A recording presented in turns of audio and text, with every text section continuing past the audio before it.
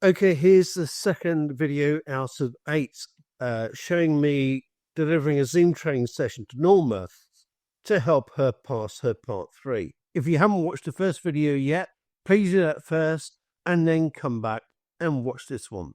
And as always, if you have any questions, you can email me using jeff@advancedadi.co.uk. Because it is obviously the lesson in itself is 45 minutes, but in terms of wheels rolling practice, you're probably going to have less than 40 minutes. So you don't want to bite off too much and try to get her improving in too many areas. If there's a very, very specific need there, then focus on that specific need. Okay, I think that's what I needed clarity about. Because that happened at my last part 3. We were focusing on one thing, and then something happened, and then I tried to. It always just got a bit too much. Things just ran away from me, and then we were trying to go back to something else, and I didn't.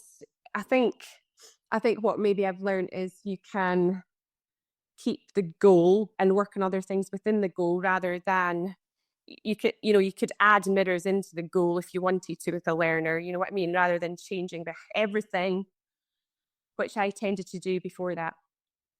Yeah. So, but when you're working on improving or developing a driver's ability, then you're always going to have a set of priorities that you need to work with. And what you need to do as the instructor is prioritize those development needs, from the most serious or critical down to the least critical.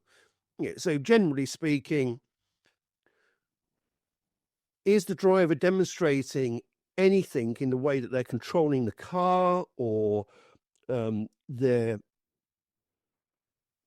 attitudes towards driving or their ability to be able to read the outside world and anticipate and plan in terms of what they're going to do next, that's likely, if it's not worked on, either kill them or kill somebody else. True. Yeah. That's your highest priority. Yeah. Okay. Yeah. Are they also at some points missing things like indicators and mirror checks, but when they are, it's not causing any real significant problem? It's still something that needs to be fixed, but it's far less of a priority.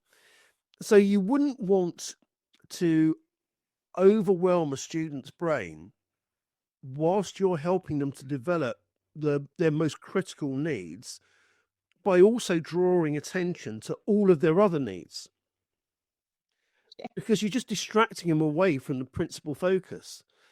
If they are, for example, coasting up to a situation way too fast, and braking really heavy at the end, but they're also leaving their mirror checks and their indicators a little bit late, or they put an indicator on and then check their mirrors, then it wouldn't make sense to try to work on all three things at the same time.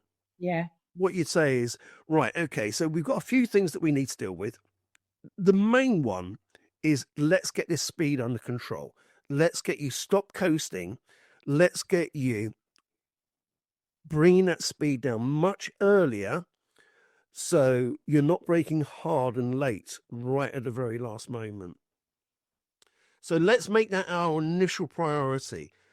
You are also needing to improve your mirror checks and your indicators a bit, but in the grand scheme of things, let's not worry about that for now. Yeah, you could say that. Yeah. Yeah. So devices holder. Yeah. So let's concentrate on the principal issues. If we manage to get those fixed, then we can start working on the other stuff. But let's recognize it for what it is. We've only got a limited amount of practice time today. So the likelihood of us being able to fix half a dozen things all in half an hour or 35 minutes is very, very slim. All right. So all I want to do is focus on the initial priorities. Let's see how that goes. And if we have time to move on to other things, then great. Yeah. So I don't need to get so stressed that she's missing a few mirrors and, and I'm not like, right, I mean, I can obviously ask her about the risks and so on of not checking them. I can do that as she's driving along, but I know it's so hung up on, right, we've got to do this and this and this. Otherwise, my brain's just going to be like exploding, I think.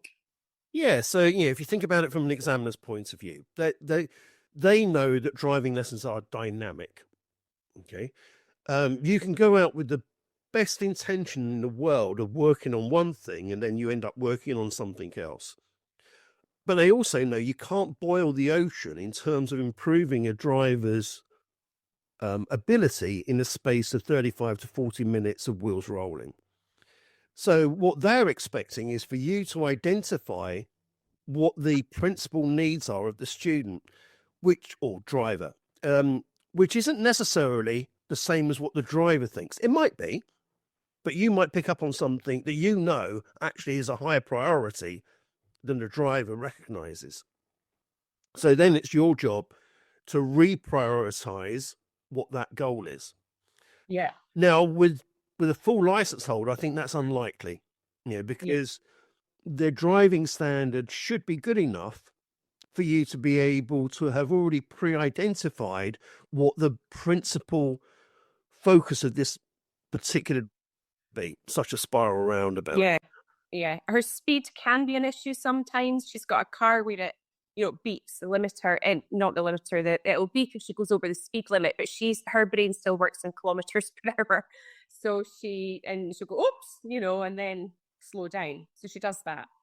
Yeah, but again, I would say that is a much lower priority than developing her confidence with dealing with multi-lane and spiral roundabouts. Yeah. Yeah, because if she gets confused on a spiral roundabout and starts just randomly drifting from one part of the roundabout to another, Dangerous. Yeah. yeah, you know what the potential consequences are going to be. Yeah. If she's just creeping over the speed limit and then the car notifies her that she's doing that, and then she's going, oops, oh, yeah, I'm still thinking in kilometers, and that's fine. We'll get that sorted over time. Yeah. All right. That's good to hear. I was worried about that, thinking, oh, help, I have to work on speed right away if it beeps. But no, I don't. No, absolutely not. I mean, yeah, bring attention to it, recognize it what it is, but go, Yeah.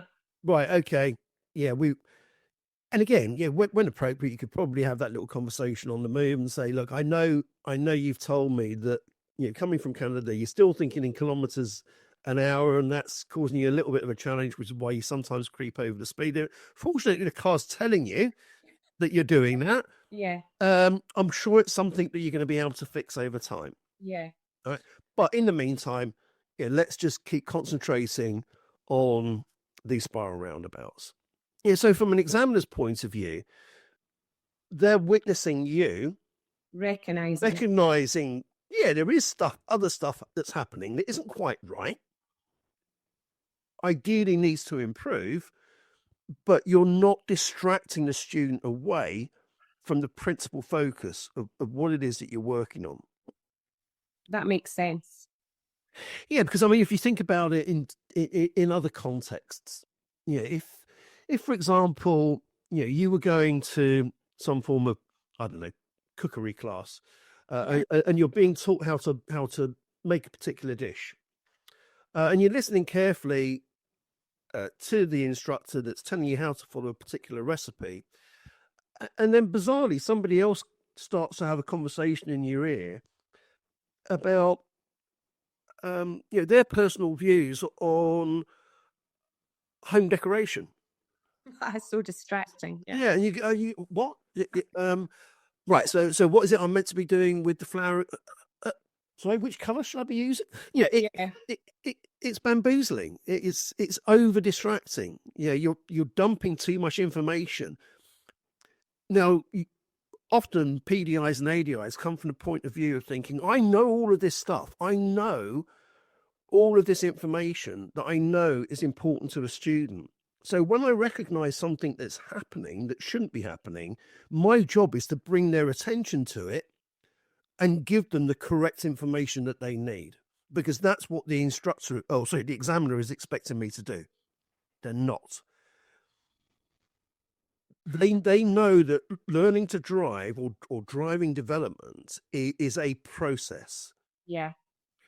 and you can't tackle everything all at once. You have to focus on the priorities, get those resolved, and then move on to the next priority, and so on and so forth. So they are absolutely not expecting you to show up to a part three test and turn somebody from where they are now into a much, much higher version of themselves than they were 40 minutes ago. All they're trying to do is have a look at you, have a listen to you, and go, does this person that sat in the instructor seat understand how to get inside somebody's head, how to uncover what their challenges are, and come up with solutions, whether they're standard or creative, that are going to make a positive difference to the way that this person is currently doing these things that they're currently struggling with? Are they going to take time out to check in to see if the way that they're working with this person who's driving is making a positive difference or not? If it is, are they going to continue to stretch them a little bit by maybe backing off their level of responsibility or level of instruction, um, or introducing maybe an additional element into the lesson? Or if the person is still struggling, are they able to come up with perhaps a slightly different way of working that might stand a chance of having a better outcome next time? Because if I can see those sorts of qualities coming out of a potential instructor, then what I know is, even though they might not be the finished article at the moment, they're thinking down the right lines. They understand how to work with people, how to uncover needs, how to structure a lesson that's likely to stand a good chance of working. Yeah. They're asking open and searching questions, so they're getting inside the student's or the driver's head. So they're discovering useful information for themselves, and then they're thinking intelligently and dynamically of right, okay, so now we know that, how can we best use that? Yeah. And then they're putting in the appropriate level of practice to see if that's making a difference or not.